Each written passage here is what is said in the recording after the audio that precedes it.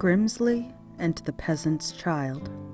A giant and a peasant were playing a game together one day, probably a game of chess, which was a favorite winter pastime with the northern Vikings.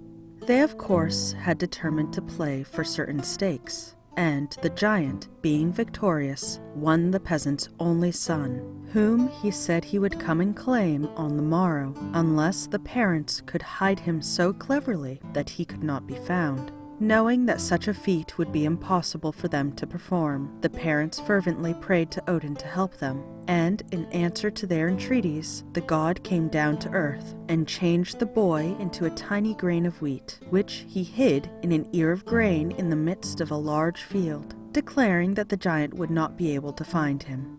The giant Skrymsli, however, possessed wisdom far beyond that which Odin imagined, and, failing to find the child at home, he strode off immediately to the field with his scythe, and, mowing down the wheat, he selected the particular ear where the boy was hidden. Counting over the grains of wheat, he was about to lay his hand upon the right one, when Odin, hearing the child's cry of distress, snatched the kernel out of the giant's hand and restored the boy to his parents, telling them that he had done all in his power to help them.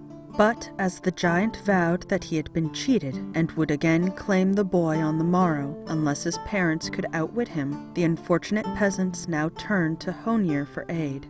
The god heard them graciously and changed the boy into a fluff of down, which he hid in the breast of a swan swimming upon a pond close by. Now, when, a few minutes later, Skrymsli came up, he guessed what had occurred, and, seizing the swan, he bit off its neck, and would have swallowed the down, had not Honir wafted it away from his lips, and out of reach, restoring the boy safe and sound to his parents, but telling them that he could not further aid them. Skrymsli warned the parents that he would make a third attempt to secure the child, whereupon they applied in their despair to Loki, who carried the boy out to sea and concealed him as a tiny egg in the roe of a flounder.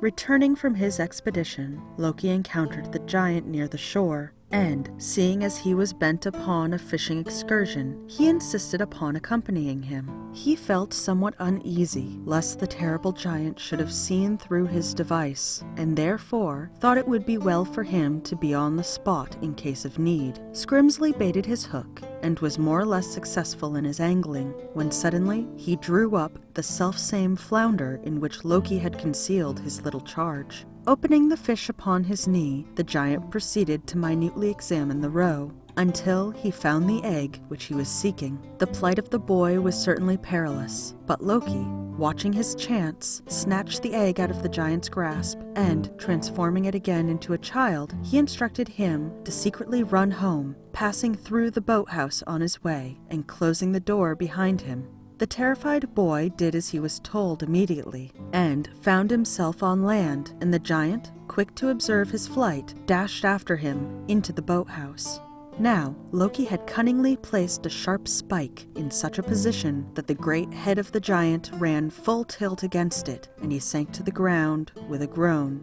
Whereupon Loki, seeing him helpless, cut off one of his legs. Imagine the god's dismay, however, when he saw the pieces join and immediately knit together. But Loki was a master of guile, and recognizing this as the work of magic, he cut off the other leg, promptly throwing flint and steel between the severed limb and the trunk, and thereby hindering any further sorcery. The peasants were immensely relieved to find that their enemy was slain, and ever after they considered Loki the mightiest of all the heavenly council, for he had delivered them effectually from their foe, while the other gods had only lent temporary aid.